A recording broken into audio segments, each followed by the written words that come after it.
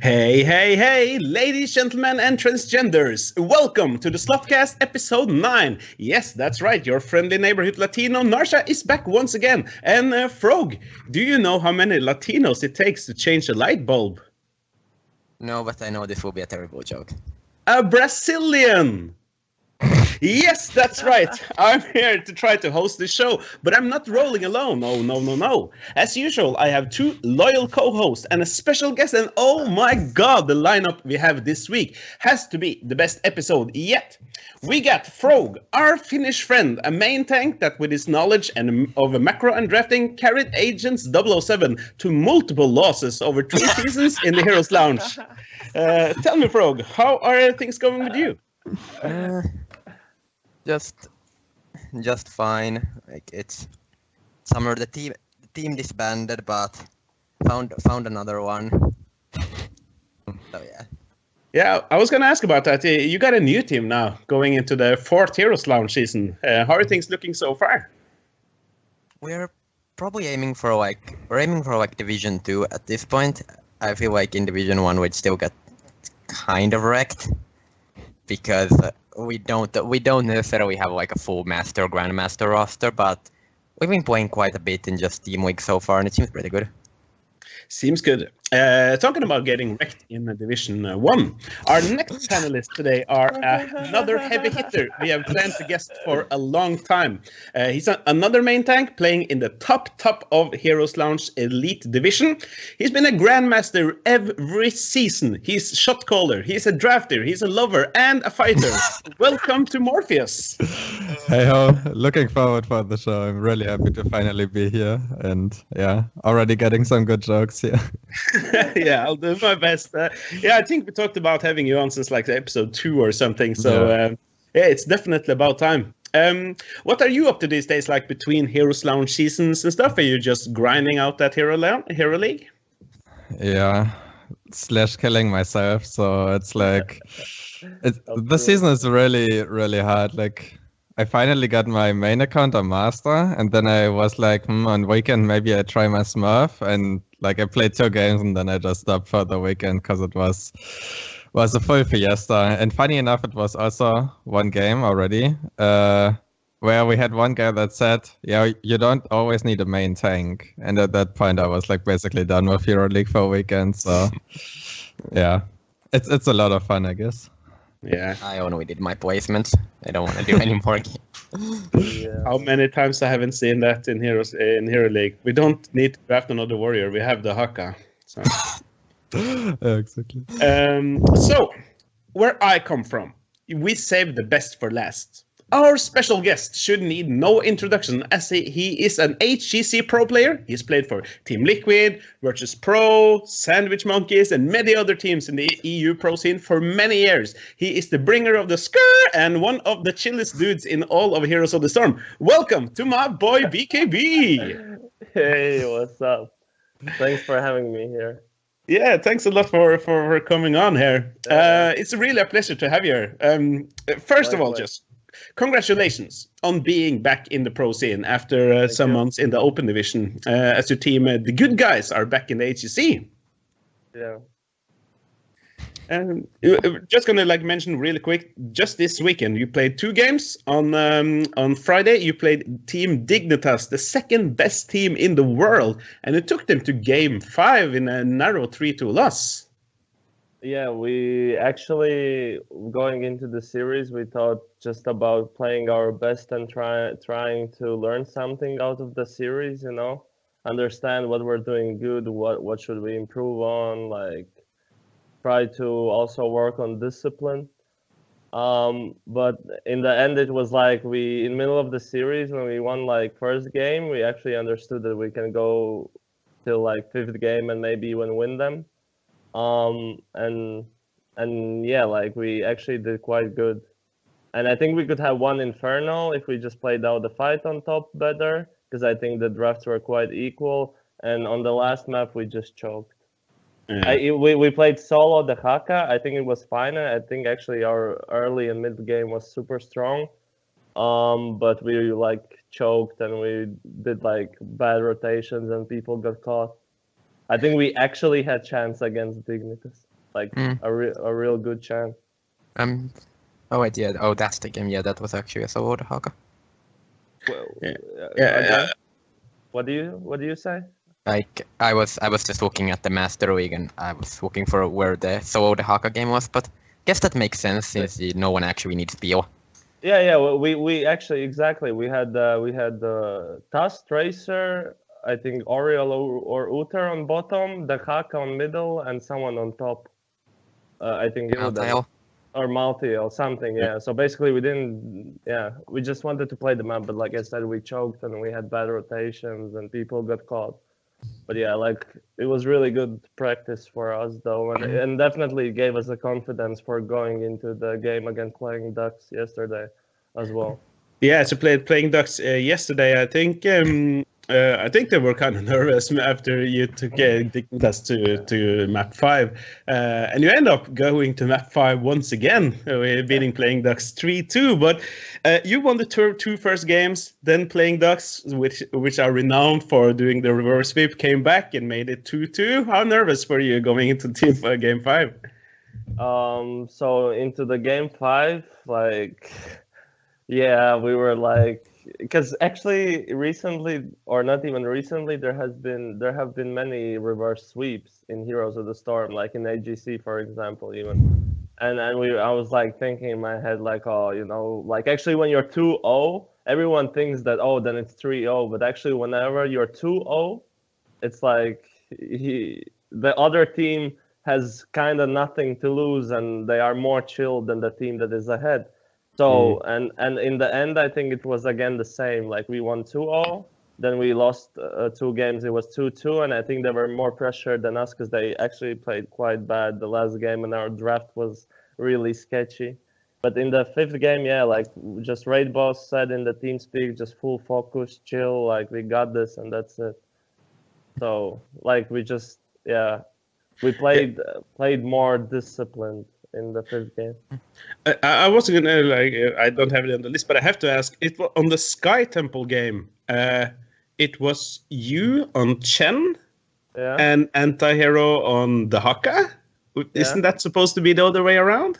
Not really. Like I mean, I played Chen a lot since Alpha. Like actually, was really known in Beta as well because of my Chen, and yeah, like even though Anti's favorite hero is Chen, and my one of favorite heroes it is the Haka, and I could actually see Anti doing like things that he shouldn't do with the Haka, and I also did like 2 things which I shouldn't do with Chen, especially with the comp we had and the game style we wanted to play out. But actually, no, like it's fine. Like the skill or how good we are on those heroes didn't matter if we just played a bit properly. And Chen goes with the team, so it's my role as a main tank because I'm calling out the rotations and stuff like that. But it was super.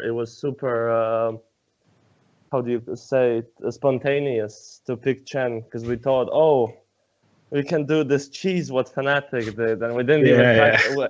We played it, I think, one time in Scrim, and we won, actually, but I don't know. I actually said that, no, just go. I think I even said go Arthas or something. Okay. Or, yeah. But the Raid Boss wanted to try it. Yeah. There's a lot of questions I have like regarding it again, some talents picks and stuff, but we're gonna get caught up in that forever if we don't move on. Just really quick, we talked about it before the show. The European scene for the pro scene in the HCC are stacked with great talent and great players. Have you ever considered moving to North America for an easy spot at BlizzCon? Well, I have. I actually when I went on vacation, when I took the break, I even wrote to NA teams, but you have to live 6 months in NA. Yeah. To be allowed to play in the NA in different AGC in region. I just thought like you could have gone to Naventic and then you could have get Kenma as a coach. Wouldn't that be great? Yeah, that would be great. No, but I mean, yeah, like I have thought about it, but you cannot do it because you have to live 6 months before. Yeah. but it's really, I mean, I wouldn't mind. I love NA guys, and I'm the one of the rare guys that doesn't make jokes about NA, because I think they're just weaker region, and there's nothing to be ashamed of. Like, that's it, you know.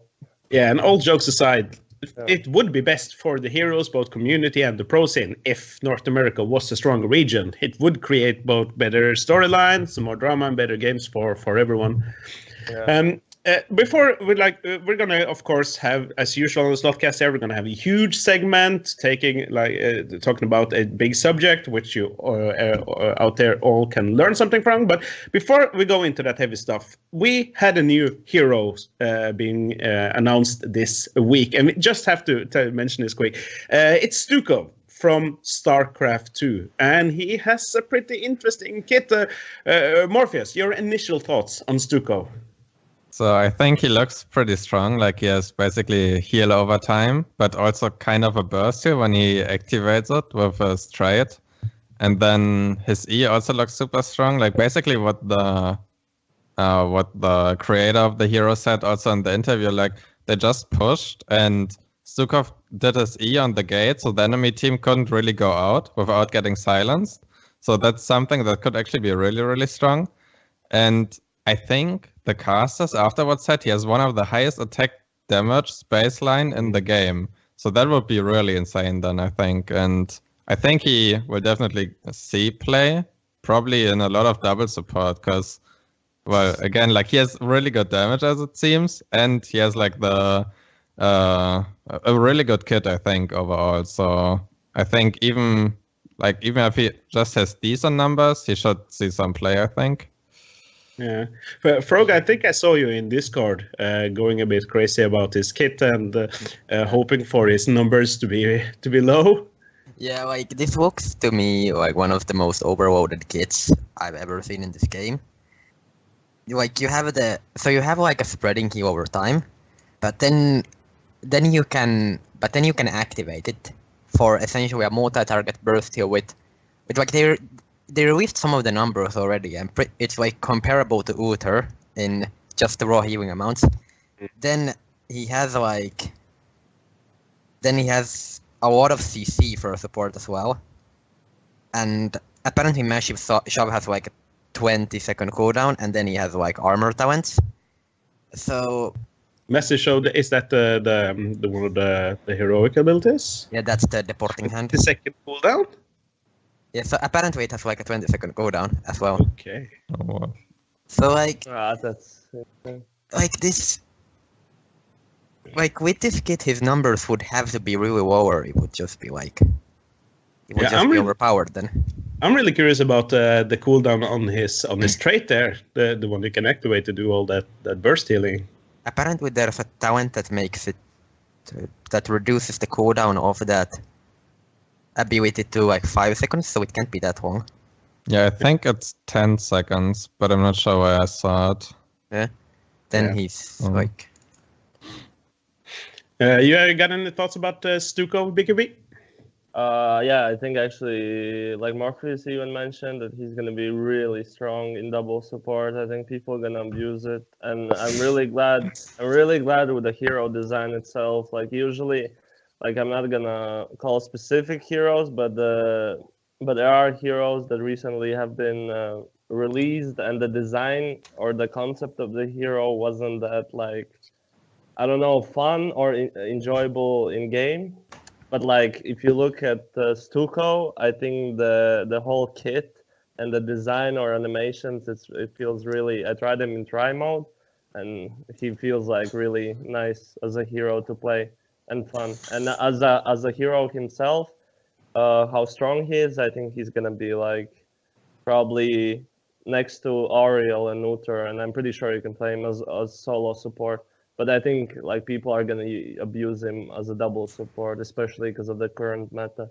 So I think he's really good. But the go-to ult is most likely the one that he, not the big arm, you know. The flailings. It's the funny one though. That's the best ult though. But yeah, they should. There was a post on the Reddit, I think, that they should make a arena map in HOTS where you just like have five Stukovs against 5 Stukovs, and you instead of you hook like Stitch's Brawl, but you pull them out of the map. And I think you could even make like a mini tournaments and stuff, because it's like actually cool mechanic that you like. There, I have played a similar like game that could be a possible brawler mode. Yeah. Like it's a low tier game, and you have to like knock away people out of the map, and it's fun. I don't know. Yeah, I'm really looking forward to seeing Stukov entering the Nexus for real. He does seem to have a very interesting kit, and he's most probably gonna get a spot in the drafts, as we mentioned the current double support meta. We're not gonna talk too much about him before we have a chance to get our hands on him, as he's gonna hit the PTR hopefully soon.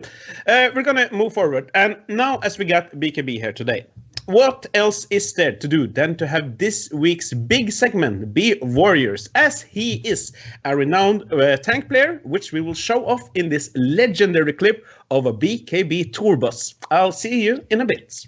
Too much attention on Gluehammer here. Mopsio goes in pretty deep there on towards Gurdam. Heard BKB's power slides back. Mopsio under a bit of threat there for the moment, but not too much at all. Oh, nice force wall. And they will try and catch Chris at the bottom. The gas! Of course! The gust on the top! The Turbos! With the mosh pit, he catches all of them! Brilliant move by BKB, triggering it, luring them into a false sense of security after the gust, and getting 3 kills off the back shot. of it. Zagara's shot! It followed faster than killed him. What?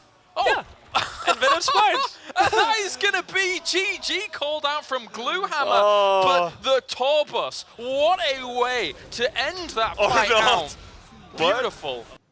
Welcome back, and por si, that clip is so good, but plays like that doesn't come easy. So to help everyone become a better Warrior player, we'll go through both basic and advanced knowledge today. A thing we didn't mention in the intro is how BKB does coaching. He's had sessions with many teams and players from the Heroes Lounge with great feedback. So let's take advantage of that. So I'm just going to ask you first, BKB. Do you have any initial thoughts on how to be a good tank player, like some basic lessons?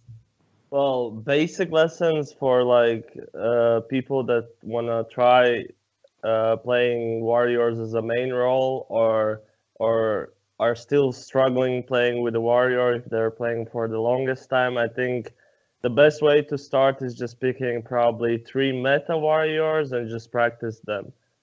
That would be the most basic thingy. People shouldn't play Warriors that are out of the meta or that they don't fit, If you look, for example, even at the pro players, even in Hero League, people just try to... people tend to play the meta Warriors, the strongest possible ones. And that's the difference also from the lower level tier, even in Hero League or competitive scene, that sometimes the wrong Warrior is picked, for example.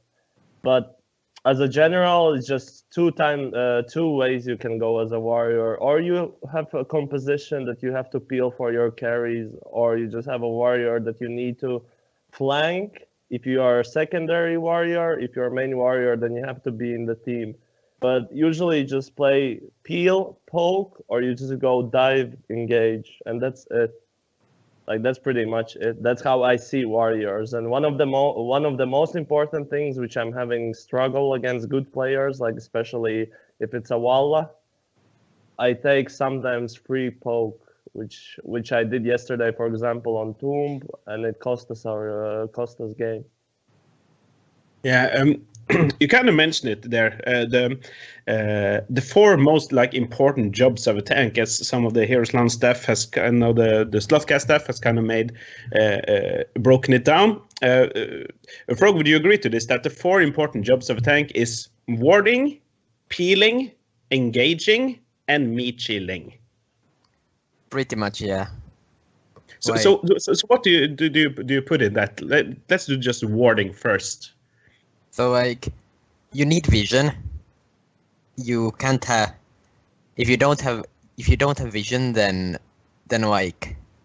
your opponent gets to initiate freely when you're not ready for it. There are no like actual wards in this game pretty much. There's just like watchtowers, then there's like tasks that are. And then you have like you can use skill shots to clear bushes, but usually your warrior needs to, or your tank specifically, if they have an escape, just needs to like be out in the front, be the person who's like between your team and where the enemy team could be coming from, and just make sure that you see any initiations before they happen. Okay, so it's like checking bushes. Yeah, you have to be. Your warriors are like a living ward. Of course, if you play a Leoric or Joanna, or maybe ETC level 7 Echo Pedal and then stage dive, the warriors that can wave clear, of course you can go into the wave. But those warriors that are bad with wave clear, like Muradin, for example, is not that good. Anubarak is not that good.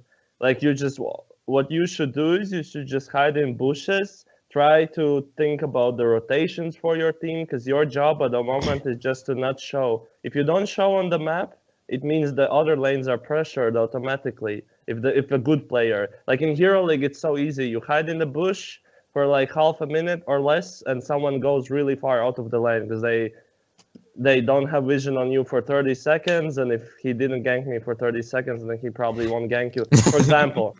But in competitive scene, it's different. But still, it doesn't change the fact that it puts them pressure. They cannot go ham and pushing. He cannot win the lane because you don't see the ganking warrior that's bad with the wave clearing and stuff.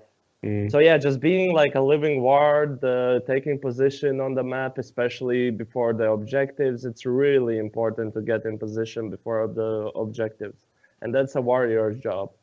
In case the objective spawns in unlucky side. But yeah, there's many things we can go and talk about this, because like warrior is a really specific role, I think.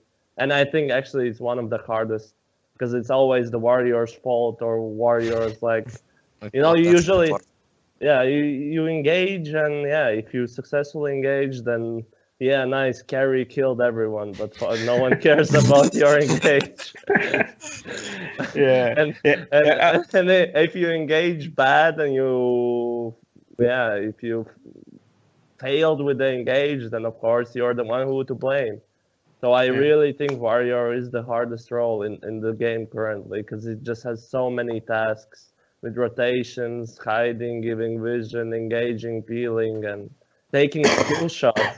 Like like in the first week, I think, or no, I don't remember who did we play, but I took basically a really important W for Li Ming I played Artisan. I took W and Q from Li Ming, so my Illidan survives and we won the fight because of it. So just like simple tasks like that can change the pace of the game. Yeah, like I can understand tanks getting some blame. Usually we just blame the healer, but that kind of just works out for us. That's different in my case. I guess I'm the problem. The problem forevermore. Morpheus, regarding peeling, we touched upon it really quick, but I remember in quick match with the guys we were playing QM, and I played Arthas because like why not? And I most of the time just went ham into the enemy team because I can't die. And later they were really unhappy with me not peeling for them. But I did damage. But talk to me about peeling. I mean, actually, funny thing of Arthas is, I guess, if you just go ham, you can kind of peel if you like get the attack speed slow and so on the carries. But like on some tanks, like I guess just take ATC for an example, like you slide in, and I don't know, you maybe stun the tank, and then you just run on the backline, but the enemy backline is not stunned, so can reach your backline first, and that's obviously bad. So you should always try to, well, not necessarily stay between their backline and your backline, because sometimes it's like better if you have a different positioning, but try to tank skill shots or make the life harder for the enemy carry to hit your carry. So I don't know, try to body block him maybe a bit out of range, or as a Nubarak against Ming, just stay always on her face so she can't hit the skill shots, or maybe needs to use E so she can hit the angle for the skill shot, but then she has no escape anymore, and then maybe your carry can follow up on that. So basically, well, an easy way to say it, just make the life of the enemy carry harder than the life of your carry, I guess. That's maybe the very simple way to put it. How to peer? Yeah, you kind of mentioned it there too. Like BKB also did the fourth part of the 4 important jobs of a tank, the meat shielding. Is that just being between your team and the opponent carry? Yeah, not really. I don't know. Actually, what Morpheus was saying, like, I would sum up maybe in one word and say that it's more like zoning. For example, if you play Arthas and you play against like Rhaegar, Liming, and I don't know, Lunara. If you pop your a ghoul army, like, you can't still go 1v3 against them, but you can still zone them out and take the skill shots with the ghouls or with your body. You can heal up, but you don't have to necessarily go in. So what Morpheus, I guess, was trying to say at one point is that you don't even necessarily have to go in, but you can stay kinda between the back line and their front line and just take the abilities and just be annoying so they cannot go in onto your back line. And at some point you just turn and help your team with the warriors. Like I mentioned before, like I really in fights it's just two ways. Or you have a composition that you stick with your team, like with Stitches and Lunara, for example. You just don't do anything and wait for their mistake and poke them down, because that's your composition if you play it right, and that's how this game is. And if you have a dive comp, then you have to dive in, and that's it. There's no other way. You can't, for example, if you play Arthas, Lunara, and something, you cannot just go ham. You have to stay with your carries and let them carry, you know? So yeah. Regarding the last point for the 4 important jobs of tank, the engaging part, we also touched upon that a little bit, but what do you look for to do and successfully engage? Like BKB mentioned it earlier, like that can kind of make or break the fights, a successful engage. So what do you look for when doing that engaging? I think, first of all, you're playing against double, like currently in this meta, engaging is just, it's so unawarding. Like there's no reward into engaging. Usually, if you look at the most of the fights, the team, if it's the same talent, the team that engages usually loses the fight in current meta. If it's not a super good engage, or if someone's not out of position. Like yesterday I was out of position, I took too much poke, I chased, and I died on Tomb. It was me being out of position. But like if it's just 5v5 and it's a bad engage, basically warrior is just dead or something.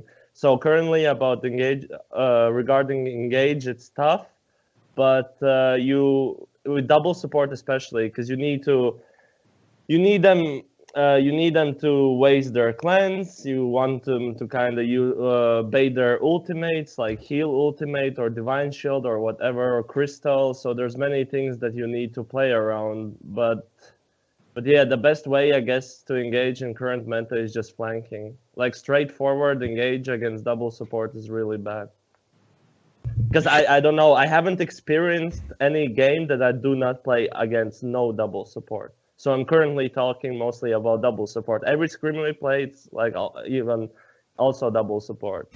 Yeah. So the games are super boring, and the 5v5, you know, if it's 5v5 fight, you know, if it's a stick fight without anyone flanking, like nothing is happening. And you can't even engage because there's just no point. You dive in with Anubarak E onto Keltas, and then suddenly they have Tassadar, and he just like lasers you and you cannot move, and that's it, you know, and you die, for example.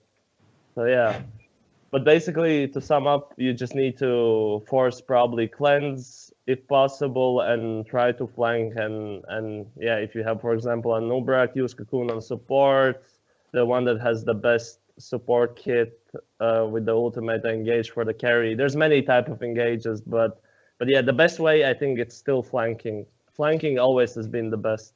because you split up the team in the fights, and yeah, the damage goes around the fight as well, not on the one target, because they have to split the damage because of the flanks. So, yeah. Moving on a little bit, Frog.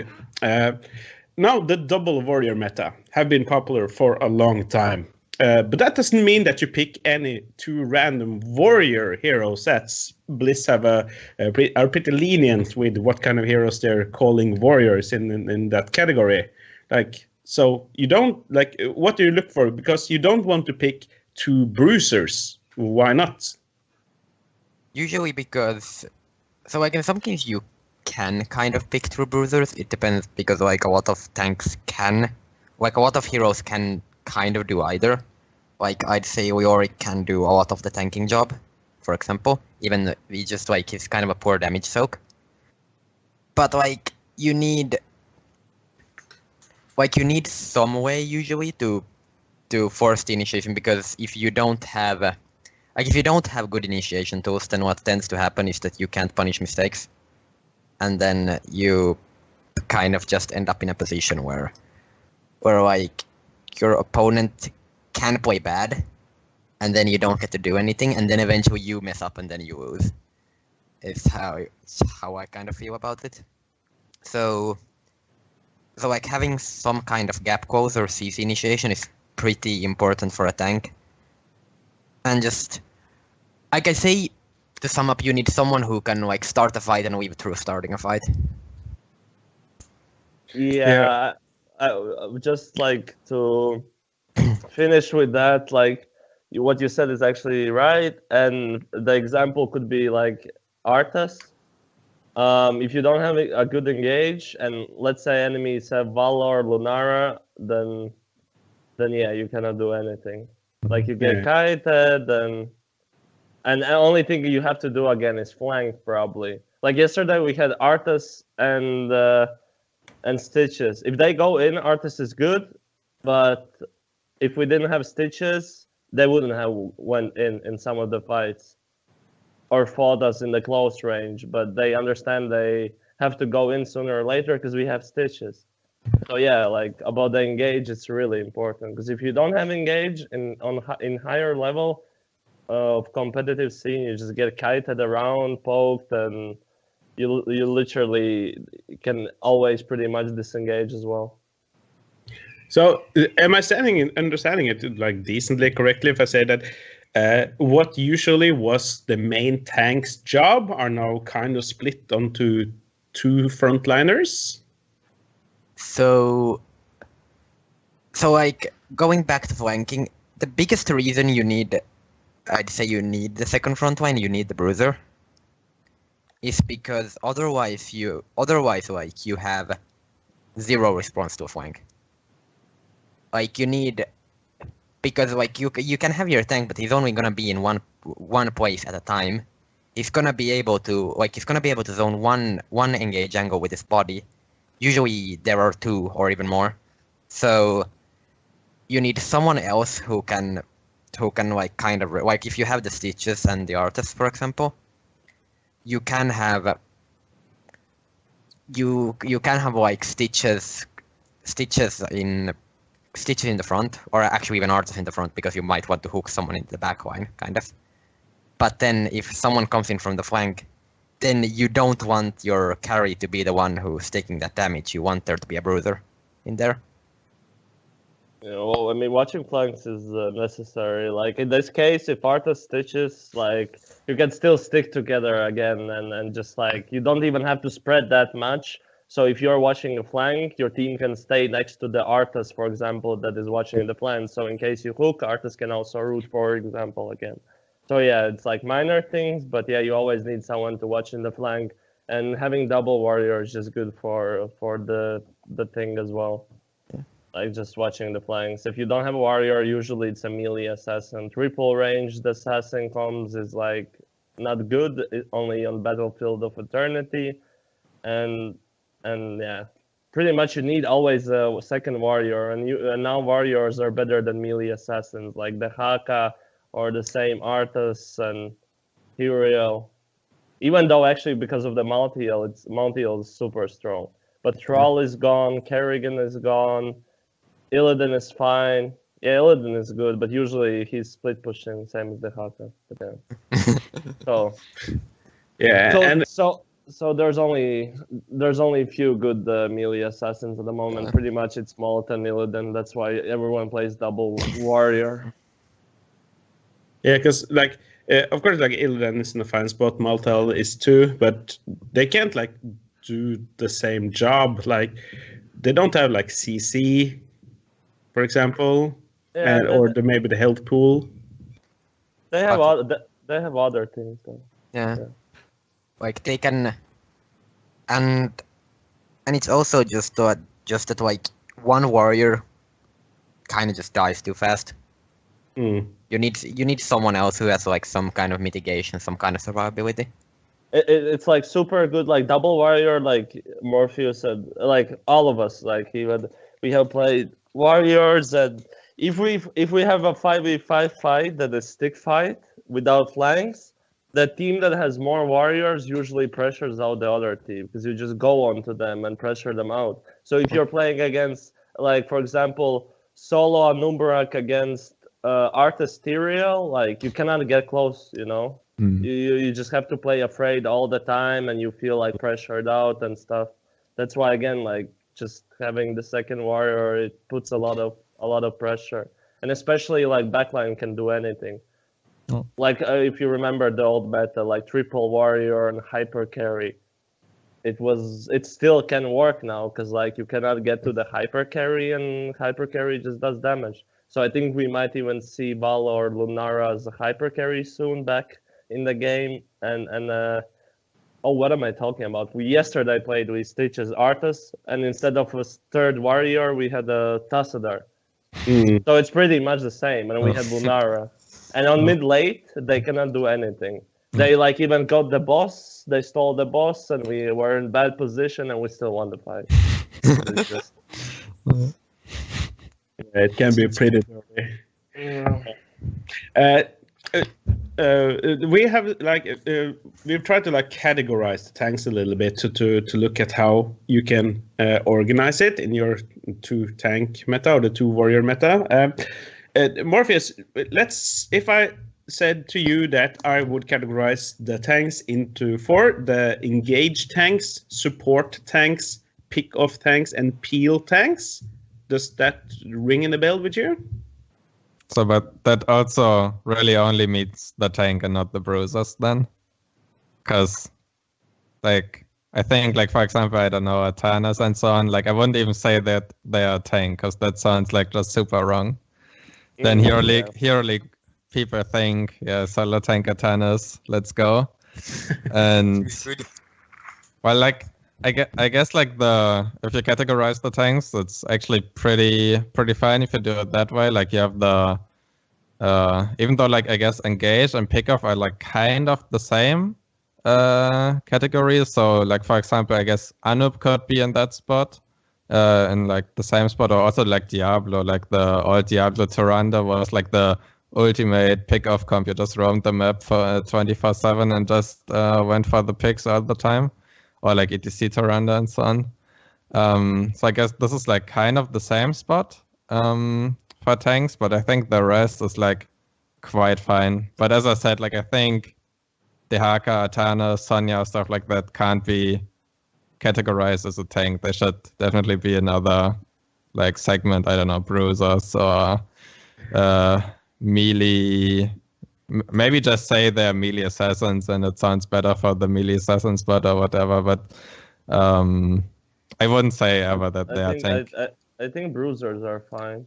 Yeah, I think so too. Even though like actually Dehaka kind of got a buff, I guess, as a tank with the intense agility stuff, because before he had like really, really weak initiation, like only the drag, and it was hard to get in position. Now with the speed dinosaur, you actually like just go in the backline, drag somebody, and run with him in your backline.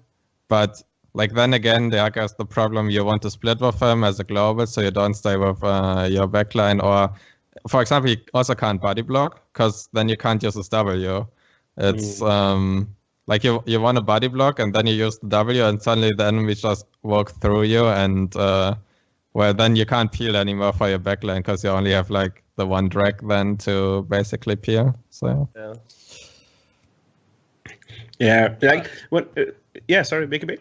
I have nothing, I guess, to say. I mean, what he said is pretty much it. And I can like just finish with there's like Anubrak, Arthas, Tyrael, Stitches, ETC, Muradin, Joanna, and that's it pretty much. And Diablo, I guess, and Varian could work too, but Varian is also like weird for me. And yeah, like Zarya is also a bruiser in my opinion. So basically, there's only few main warriors that are good with engage or good with appeal. What about Tyrael? Is it just? I call Tyrael, yeah. Like you can main warrior him for sure. Yeah. Okay. Yeah. It's just he has many counters again and easy to kill, but the other warriors that I didn't name, it's like they should go to bruiser type-ish, like Leoric, Dehaka, Chen, Sonya, Artanis, even Varian, Zarya, Rexar, and Diva. Like those should be, in the bruiser category. I think so. It's just easier because you cannot main warrior that. Of course, you can in some situations with double support or.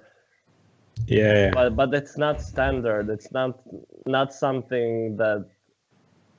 This information should be for the newcomers in the game. They should understand that these are the main warriors, and these are the semi warriors or bruisers that can be played as a secondary warrior or maybe as a double support or something, because I think it's not really well. It's not so informative for new players. That's what I'm trying to say. Yeah. That it's. Look at Rexar. Like what? He's a warrior, right? But what? Like. First of all, he's ranged, and he can't even tank because his bear is tanking for him. So yeah, it's just. Misha is the real star of the show. Yeah, not Rexar. Yeah. Rexar is a pussy. Yeah, just throwing axes far away. Standing in the back. What a wimp.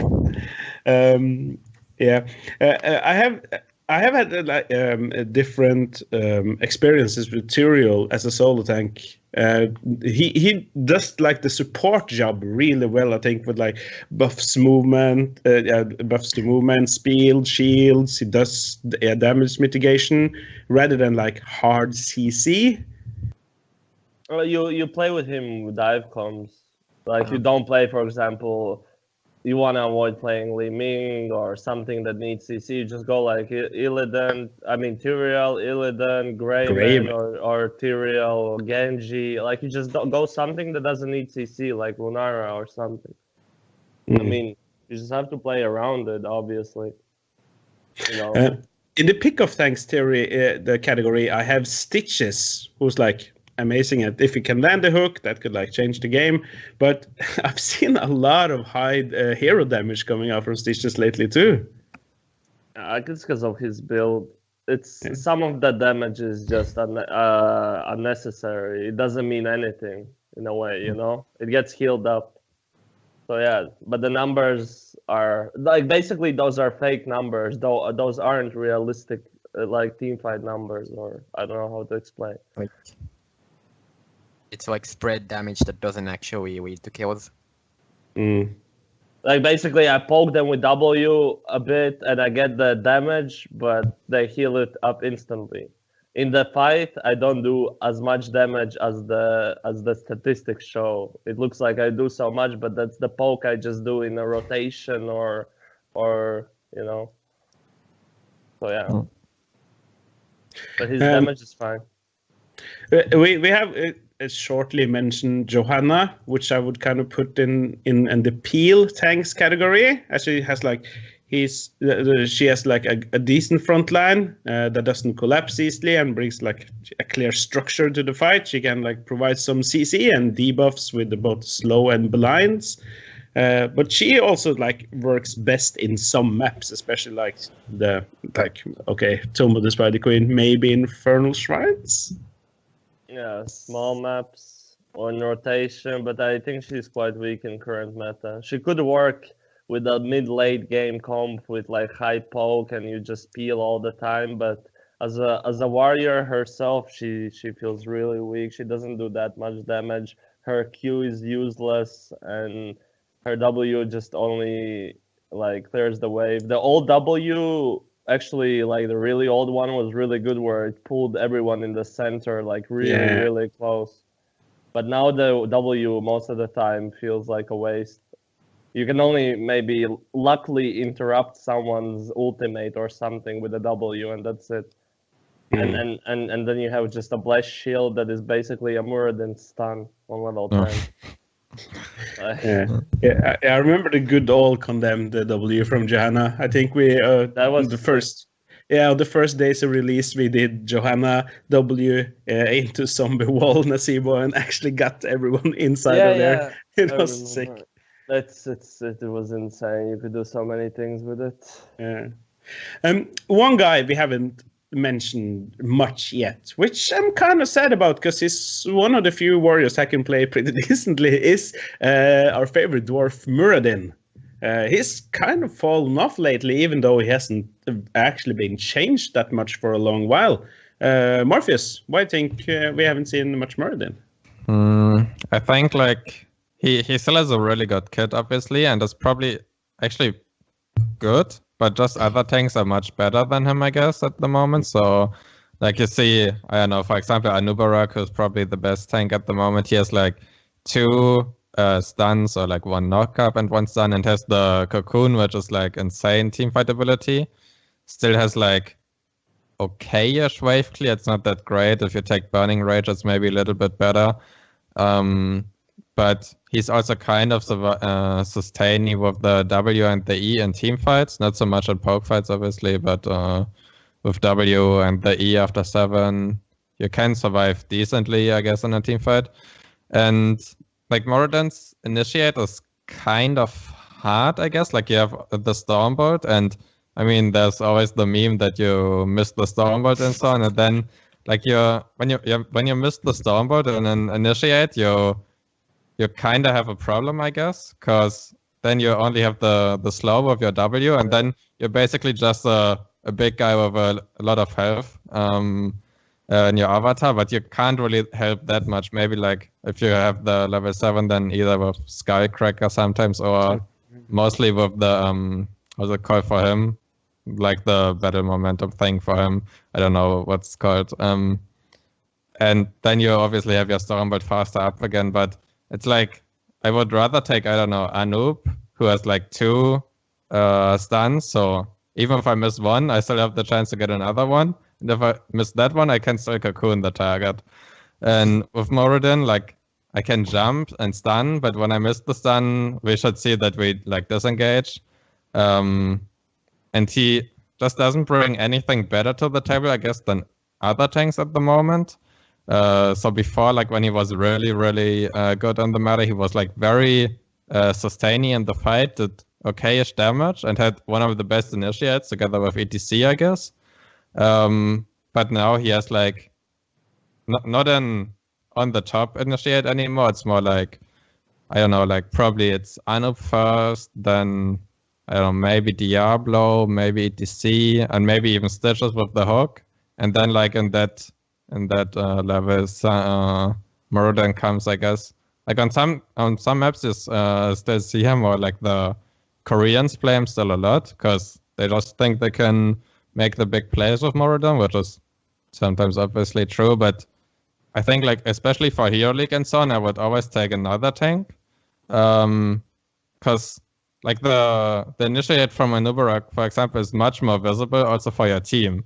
So like when you hit the Stormbolt, I don't know, I think it's like 1 second stun or something. Like till your team reacts, like the target is not stunned anymore and just runs away. But when you like have the have the Anu Boro charge, like everybody in your team should see it. Or like when they don't see it, it's like then you lost the game anyway. But like you have the big visible Boro charge for the small stun, and then you have another stun, and you can cocoon the healer. So at that point, like your team should react and sees it. So I think that's like kind of a reason why he's fallen off a bit. But I could see it like when Anup maybe gets nerfed, which should come soon, hopefully, and maybe the meta shifts a bit again, that Muradin just goes up again. Yeah, I think they just need to buff Haymaker. Yeah, always buff Playmaker, I guess, yeah.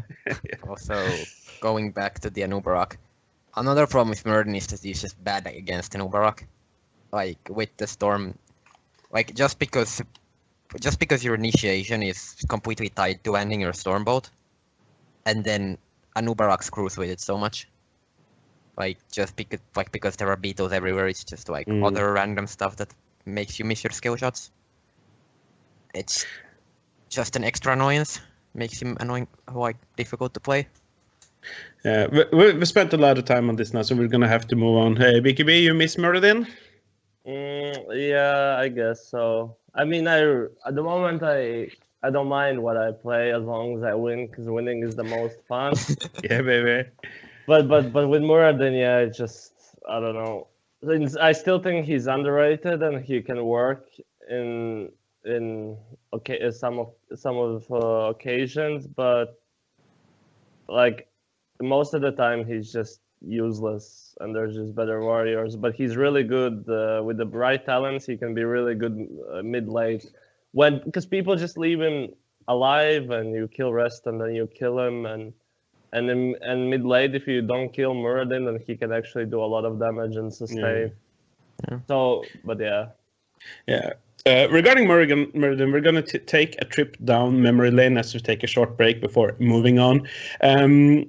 Because he was really strong at a point, and you could do some absolutely crazy plays with him. And one of those plays we are going to show you right now. We'll be right back after BKB, You Play With My Heart. He can do, and that was great. And we've seen this before. Oh. My Insanity was in a similar situation against Team Liquid on Tomb of the Spider Queen, 17v14. Yeah. And it was My Insanity that made a small blunder there and made the equalizer. And now looking at the level 20 talents here, penetrating bolts from Vala and another picker. BKB though. I think you want to leave. There will be a Thrall on his way, and he's going to blink forwards here. BKB B-stepping, and the Dwarf Toss. Rewind Dwarf Toss with the Falling Sword and the stun on the penetrating bolt. Got both of them. Oh. Oh, wow. Good God. BKB, you play with my heart. Yeah. So, now that we have all the info we need to be warrior experts, the climb to Grandmaster should be easy, especially with the perfect matchmaking in Hero League. Dios mío! But that is a discussion for another episode. We surprisingly enough have some minutes left, so let's quickly look over the current meta. And between the takes there and the breaks and stuff, we've talked a little about it. And of course, the most obvious thing to go into here right away is the double support dominance. Before I'm going to let you rant, BKB, I think it was yesterday, I can't remember which game it was in EU, when in the first rotation, 4 supports were drafted, which is kind of stupid. Yeah, I mean, it is stupid, and there are some people who just like enjoy playing it because it's super easy, but I think it's just really unhealthy for the game, not because of the gameplay itself, but it takes the skill level from the players as well, because it's just easy to play. So pretty much it was, the double support always has been viable, but currently like the supports are just, they have just too much value. They have sustain, they have wave clear, and they have also damage, like Tassadar, Uter, Rhaegar, for example. So these are and Ariel as well. So these are the 4 supports that you always play around in the draft, I guess. And the Rhaegar is the least important, I would say. And all the teams started adapting, and now you're kind of forced to play all the time double support, because if enemy team has a double support, they just play sustained fights. And if you don't manage to kill them in a fast way, then you just lose the fight pretty much. And since then, all the teams, like pretty much in competitive scene, have adapted to it and just start picking 2 supports, because you just don't get punished by playing slow. You just play slow and wait for enemies' mistakes, and it's just easy to play. That's it. You can even do mistakes and you're not gonna get punished, you know? With Valla, you can even, if you play Ariel, Ut, or Valla, you actually, in some way, you want to do mistakes with Valla, like using E forward. You should never use E backwards with a double support pretty much as well with Valla. And if they don't kill her, and for example, Anubrak dashes in with E and they don't kill the Valla because of the double support, then he probably dies or something. So basically, in a long story short, it's easy to play, it's hard to punish, and currently supports are just too strong. It's interesting that you mentioned the hyper Caravella there. Like, I as a range player has played some hyper Caravella, and it's just amazingly fun. I can just do whatever I want, pretty much. And anything. Yeah. I do enjoy that. You mentioned some of the supports are looking like really strong now. I'm looking at some stats here, and Uther has 100% involvement rate in the HCC so far this split. Is he just a bit too OP even after the nerfs? His talents are busted. Like, he's still the best. Like, in general, supports are really strong until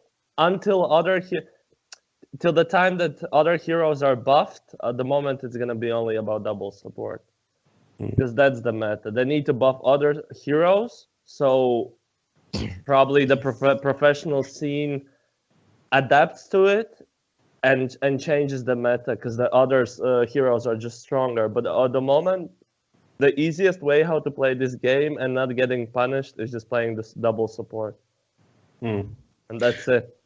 And everyone wants to win, not lose. So even people like Mene, who is like probably the best ranged assassin in Europe, or second, he has to play supports, and he says that he's disgusted by it, and I completely understand, because I really, like, most of the people do not like the meta, but you play to win, not play to, because it's... Yeah, you don't have a choice, unfortunately. You just got to go with it. Yeah, as you mentioned, even Mene, renowned for being one of the best ranged assassins out there, especially on those mages, having to play support. It's kind of sad in a bit. It's sad. Yeah. Morpheus, double support, triple support, quadruple support, cinco support. Where does it end? 5 support sounds like a good idea. I think on maybe some maps, like a triple support could work. Like, let's say if you maybe count Zarya more supportish, then maybe, I don't know, on Brexus, maybe on Tomb, like, this stuff can actually work. It's like, I think the problem is when you draft the triple support, you give up a lot on, like, your macro play, like the wave clear and so on. But like, I think with double support, it's actually like still fine. It was always considered one of the weaknesses, I guess. Like, you kind of like wave clear. So Tassadar like always took the Storm talent back then, and I don't know, Rhaegar took double shield and stuff like that to gain more wave clear. But now, because like the assassins, like nearly all have, I would say, at least decent wave clear. But then like Fnatic came up with this royal focus stuff. So basically, what we tried on Dragonshire, we just farm and bottom, like with the double support, hyper carry, and the tank. And Leoric just takes the double wave on Dragonshire, like top mid, and we just run down bottom as 4. So when the enemy team has like a worse 4-man, or maybe it didn't even draft double support or whatsoever, like, we will just run them over at one point on bottoms, because we can sustain it forever. And Leoric will always get the soak. And I think, like, now there's so many workarounds, so there's less wave clear. Also, like Dehaka, for example, and some teams started picking up right wing again after Fnatic played it at midseason pro. Maybe they obviously did it before already in scrims, but and she was buffed pretty Yeah, yeah. So like you have the global, like with one of the supports, and like Brightwing has, I guess, okay-ish wave clear. It's like when you take the unstable anomaly on 4, it's like, I guess, pretty okay-ish. So you can also work around that all the time. So like there are not really a lot of like downsides when you draft a double support. So like and it's like you feel bad when you draft the second support for your flex player. Like we have the same thing in scrims. Like we say like, okay, we try the cypher carry stuff, and then like, I don't know, let's say Uther, Tassada, and so on are already gone, and you have Aurea. But then you basically do the same stuff that Liquid did, for example, on some series. Like they just drafted Rhaegar then. Like they drafted basically a random, like not really a random, obviously there was some thought process, but they just drafted another support in it, just to have the double support and just to like support the hyper carry. And it doesn't really, like, it as a viewer, when you don't put that much thought into the draft and so on, it just looks, they draft random 2 supports, obviously with the focus on Uther, Tassada, and so on. But if these are not on the board, you just go like Rhaegar, Brightwing, and you basically go down the line. As long as you have 2 supports, you have a fine draft, and that's like pretty bad, I think. It's also like for viewers, it's just not fun to see drafts because it's like kind of the same all the time.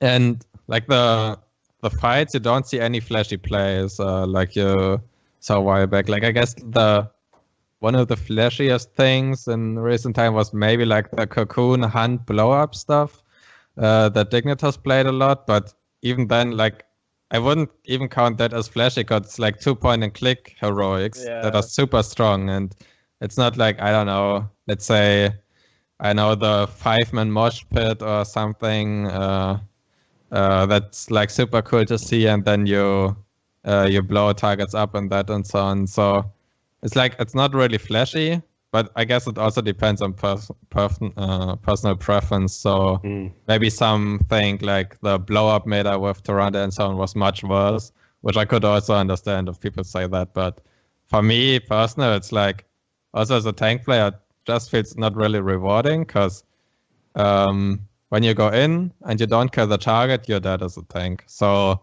I said to myself, like, okay, why should I initiate? It's like, I just hope that my carry is straight better. And when I really see like 100% the kill, I just initiate. But like the risk is so high that you just die, especially against Uther. When you have Anup, like you go in and now it's only 50 armor, but before it was like the carry gets hardened shield after you go in, and then you're like, yeah, okay, this is like super bad now, let's try to get out again. And it's just really frustrating, I think, to play.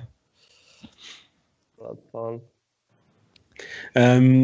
Just quickly before we start to look towards the end here, 2 new heroes was released not that long ago that has both seen some play. Malthael and Diva. Malthael has a 66% win rate at the moment in the HGC. What do we think about him? He's broken. Yeah, you agree, BKB? Broken?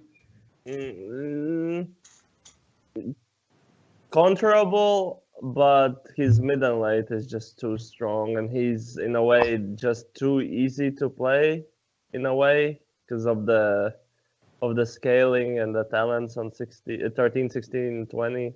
I don't know, like he heals too much and he pretty much wins every melee matchup in a laning phase, but you can still counter him with range. Like we played triple range in Battlefield of Eternity. Yeah. And he couldn't do anything because we just poked him down from the far away. And that was our game plan, and it worked out really good. And it was against Dignitas, you know, not like a weaker team. So there is counterplay to him, but I just feel like he has one skill shot and that's it, right?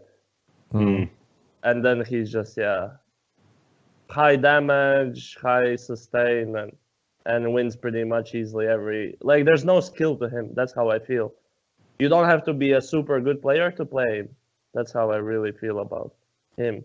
But the design and everything else is okay-ish, but the numbers are too crazy for the level of skill that it takes to play.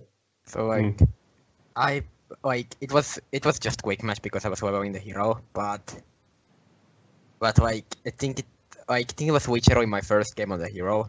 I managed to 1v4 core defense, just straight up. Like it's obviously like a pub stomp kit because like chip sustain and having this relatively short cooldown, but like not that insanely high numbers heal. It means that the longer the fight goes, the more Clown Fiesta it is, so like the less people focus targets, the more value you get. But even so, it just feels like you like if you just go in and then you out, you kind of just win the fight for free. That's how it feels like. Yeah, I think I saw it was yesterday, a game on Sky Temple. I can't remember which game, but Maltal just, it was on the boss point. Maltal just stood on the boss point, popped his ultimate and spammed his Q, and then everyone eventually died. Yeah, pretty much. What about D.Va? D.Va also has a decent win rate, but she hasn't seen that much play yet in the HEC so far. Are people and teams still getting used to her somehow, or is the kit just not that strong? Okay, Yeah, go ahead. you go. Okay, so I think like Tricked actually played her a lot already. Like especially obviously Alex played her a lot. And I think like actually her kit is pretty fine, even though probably not as a main tank, more as a bruiser. Even though in some scenarios she can maybe work as a main tank. Like I think Dignitas played it a bit, like as the single tank. But like I feel her W can actually be super strong. I think at 75% damage reduction in this matrix field, I think that can be actually really strong. And the explosion thing obviously has a very huge zoning potential, especially on maps like, I mean, the Fun Shrines is probably her best map, I would say.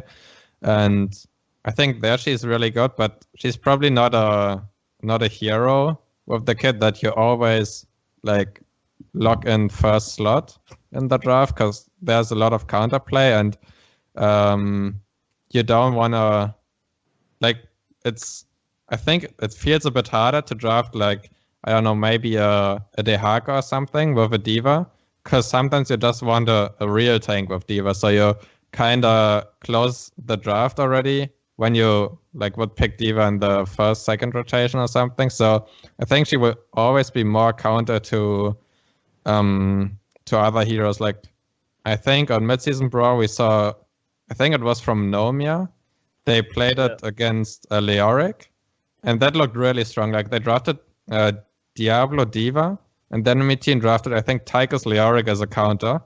But D.Va just always put a damage negation on the Leoric, and he didn't heal up, and then they just killed Leoric. And I think in the end, Leoric had like 12 deaths or something. I think it was the guy from Super Perfect Team, so he was also not a pro player. But I think that's like more her potential, but probably not as like important in the draft as, I don't know, Malthea, for example. No. Are we going to see some D.Va out of Team Good Guys, BKB? We tried there. I just feel like there are again.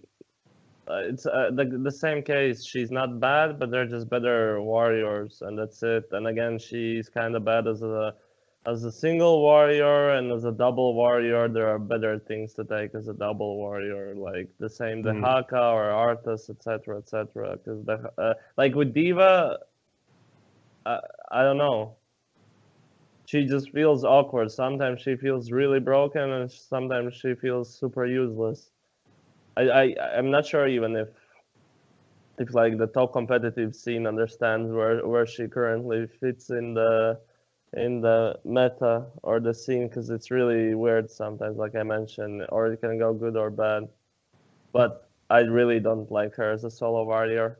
It can work. They played with double support. It can work like on Dragonshire for fast rotations. It's quite good, but other than that, they're just better warriors. But she's definitely not bad. She has like 3 health bars pretty much.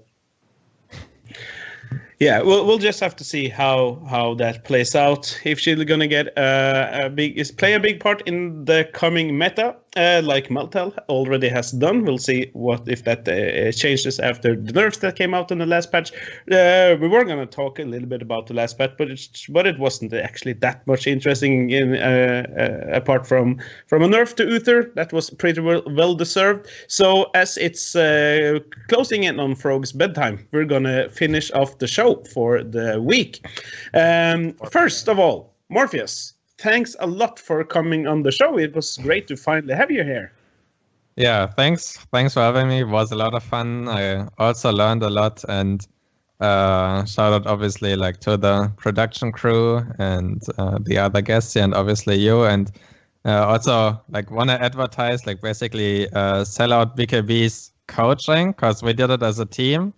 And like Dragonshire was always our weakest map, and then we basically analyzed the replay with him on Dragonshire, and now it's like basically our best map. And since then, we actually have 90% win rate and over 20 games on this map in Scrim. So it really helps a lot, even for like Master, Grandmaster teams like we are. So yeah.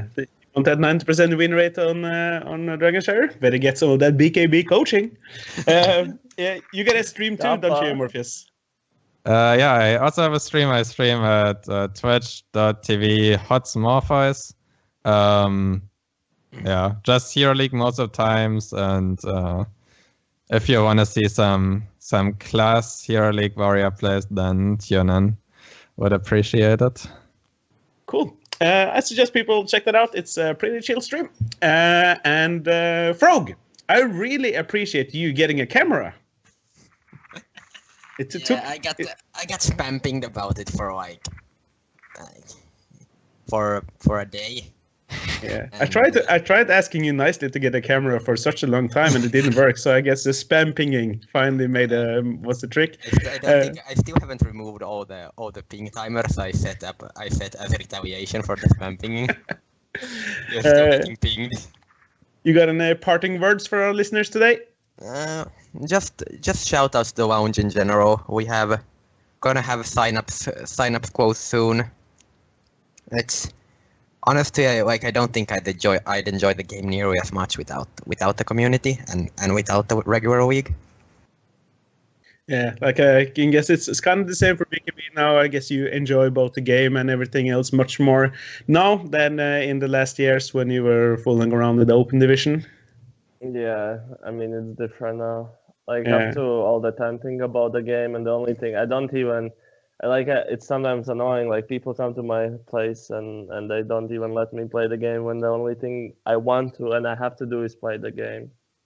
Like even my family somehow doesn't support me in a way. Like I feel like I want to be isolated because that's how it is in competitive scene. You have to play like 12 hours a day if you want to be as good as the other guy that plays 12 hours a day. Yeah. And you can have a cousin like right behind me, for example, and it's so yeah, it's different. Yeah, I understand that, and it's impressive to see how hard you go in for that to make this happen. I really hope things work out for you. And BKB, thanks a lot for coming on the show this week. It was an absolute pleasure. Thank you. Do you have any shout-outs? Yeah, thanks for having me. Shout out to you guys. I hope Heroes of the Storm grows bigger so you get more attention, because I really enjoyed this episode. It was hella fun. Another shout out I would like to do to my team. We won yesterday, and I think the match was really important, especially if you want to go like for top 4, 5, 6 and avoid Crucible. And shout out to Hero League players, and let's have fun. Yeah, that's fun and not tilt on each other, right? I'm sure Morpheus can agree with that shout out. everyone regarding streams and stuff, check out this man's stream, BKB stream. I've been following for quite a while. It's easy. You just go into twitch.tv/bkbgrnrjefek, and if you can't write that exactly, just check out his Twitter. It's the same thing. Just Google BKB. The men's stream is really good, and we will show you all the aspects of the Hero League grind. Let's just say it like that. Without microphone. Yeah, sometimes that way that can be a good. So I don't feel. Good luck. Yeah, good luck going forward in the HEC. I believe very good things are coming your way. Yeah, thank you very much. We'll do our best, definitely. I can, as always, be found on Twitter at @the_Narsha, and it's a pleasure to say we are finally on iTunes. Seems we were a little while ago, actually, but Apple didn't send us a confirmation email. But now you can follow us there. Leave us a sexy review, and we'll soon also pop up in other podcast feeds. Please do leave a comment with what service you'd like us to be on, and we'll make it happen. All kinds of feedback are, of course, appreciated. Just send us questions, bad jokes, everything you could think of. Follow us at the Slothcast Hots. Tell your friends, families, enemies, and side chicks about the shows, and send us every type of feedback. Thanks to the production crew and everyone listening. See you all soon, and as usual, good luck and have feeds. And BKB? So are you excited about the backyard ramps? I'm so stoked, my dudes. There you have it.